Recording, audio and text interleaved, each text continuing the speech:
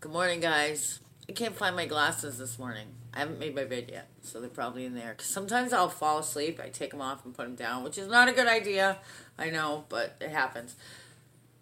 I needed these, I got these readers because I can't read anything. I couldn't even see what time it was without them, so I'll find my glasses. But anyway, you don't care about that, right? Hi, I'm Lori. If you don't know me already, so I'm talking about relationships lately, and I wanted to talk about communication because like I said before, communication is one of the key factors in keeping a relationship going.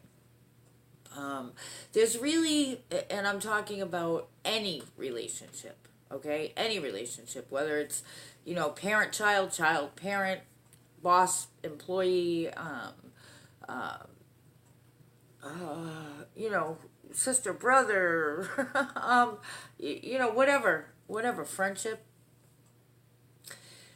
First of all, um, or romantic relationships. And sometimes people have been together romantically, married or together in a committed relationship for years and years and years, and find themselves in a place where it's like, okay, do we even belong together? Which is why I always say, you know, um, when you're dating or whatever, make sure first. But unfortunately, a lot of us didn't, so we find ourselves in a situation, right? So I think the key factors in relationships, and this is really just my opinion from what I've experienced myself and through my work. Communication is like big, big, big. You've got to really love the person, because people are flawed, and sometimes you don't like the person even if you love the person. um, and along with loving a person comes, getting to truly know the person. So even if you have been together 20 years and you find yourself in a place where you can't really talk to each other, this might help you.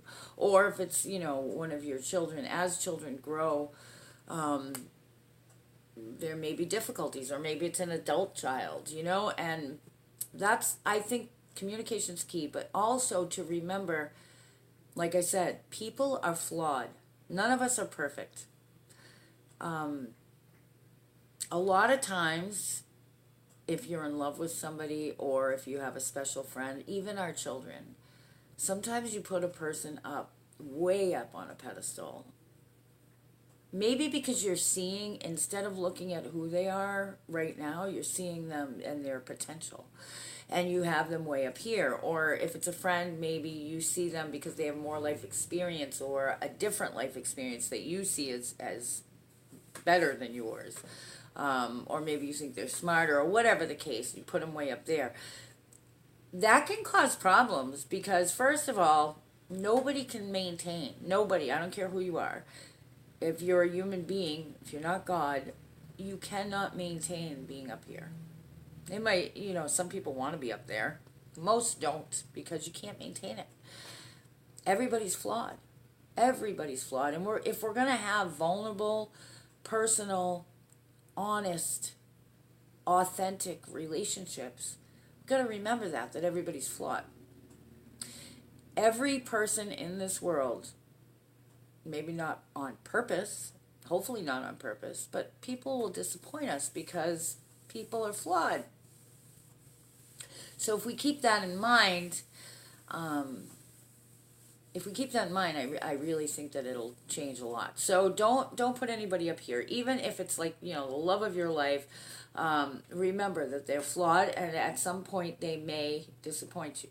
Okay, and I'm not talking about straight up like a lion or adultery or betrayal, or I mean those things are really not acceptable. But I'm talking about day to day stuff. Somebody's gonna they might have a bad day and be grumpy, or maybe they can't help you when it's you know I don't know, whatever. People are flawed. Okay, so now say you're in a stuck situation. Okay, ask yourself this. Okay, how can me and my behavior change the situation. All you can do is change you and take personal accountability. And many times what we do, whether we do it on purpose or not, is we can see the flaws in the other person. We can see what they did.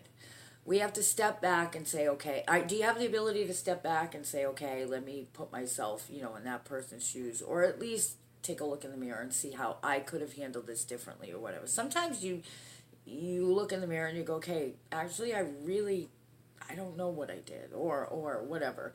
But empathy is a big thing. So communication's a big thing. A lot of times what people do, especially in like romantic relationships, marriages or whatever, is they totally back off. So learn your person's means of communication. Learn how they talk. Learn how they communicate. They may not talk. They may, some people like to give gifts. That's the way they show you that they love you. Or, some people like to serve you. Somebody may go to the store and always constantly picking up something for you. I remember when I was married, my husband, when times were good, used to buy me roses all the time. Beautiful roses. Beautiful, beautiful. I love roses. But it got to a point where it was like, okay, he's not talking to me, but he's buying me roses, So, and of course, I was very young and not as appreciative as I should have been. And I was like, he won't talk to me. He won't do what I need him to do, but he'll buy me roses. Well, I should have realized this is his way of saying, hey, I'm thinking of you or whatever. That was something that he did. Actually, that's where his mind is. That's how, if you look at the rest of his life, take away, he can't take away relationships. That's everybody's life. But take away like romantic relationships. And this is how he shows everybody that he cares. Through gifts, through money, that kind of thing. Other people do it through service. They'll cook for you. They'll clean for you. They'll,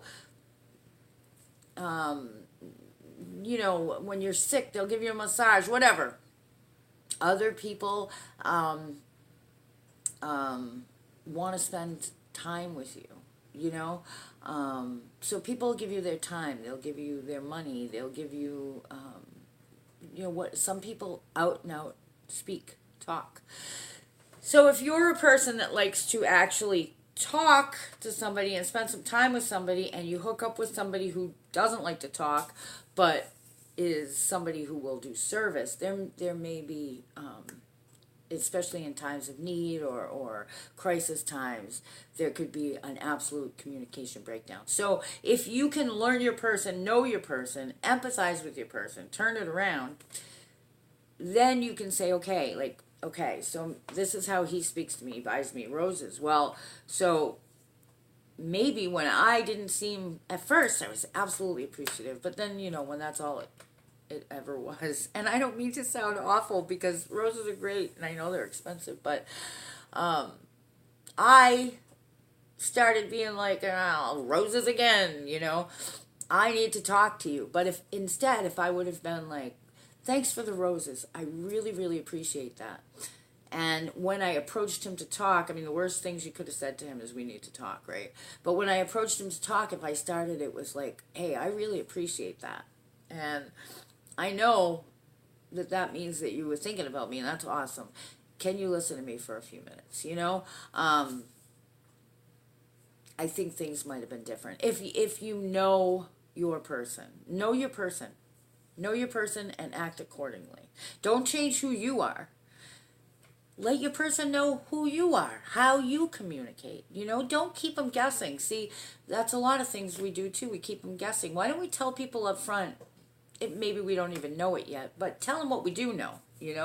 I'm uncomfortable when blah blah blah. I am comfortable when blah blah blah. And we should be doing this right in the beginning. Our children, we expect our children to be mind readers and know what we're thinking, because after all, they've known us all their lives. But you know what? They're not. And they're growing up and they're being their own people. And as a parent, a lot of times when your kids grow up, and I'm going off track here, but it feels like they're leaving you. Sometimes it can feel like abandonment. Instead of reacting to the abandonment, how about sharing that with them? Because 9 times out of 10, they're going to say, wow, I never meant to make you feel that way. I'm just living my life. Like, they're not intentionally hurting you at all, you know? Sometimes they are. So try that. Try sitting down, especially if you've already been together for quite some time. Try sitting down and thinking about past. How has my person reacted over the years? How do they communicate? Have we been miscommunicating all these years? Because, you know, if you're stuck in a place where you're not communicating now, there's something wrong. There's something wrong. And you're not going to find out what the other person is unhappy about unless you first start with me. Don't ever go blame, blame, blame. We tend to do that. I think it's human nature, especially when we're hurting. We go on the offense, and that immediately puts the other person on the defense. I mean, it's just natural, right? So, and you can't just suck it up and be quiet, because eventually you're going to build a resentment.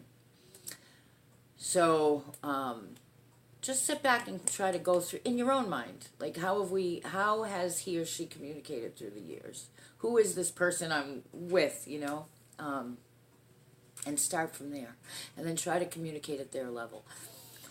You don't have to change who you are, but if you give a little bit in their direction, naturally they'll give a little bit in yours, you know? Anyway, I hope this helps. I'll talk to you guys soon.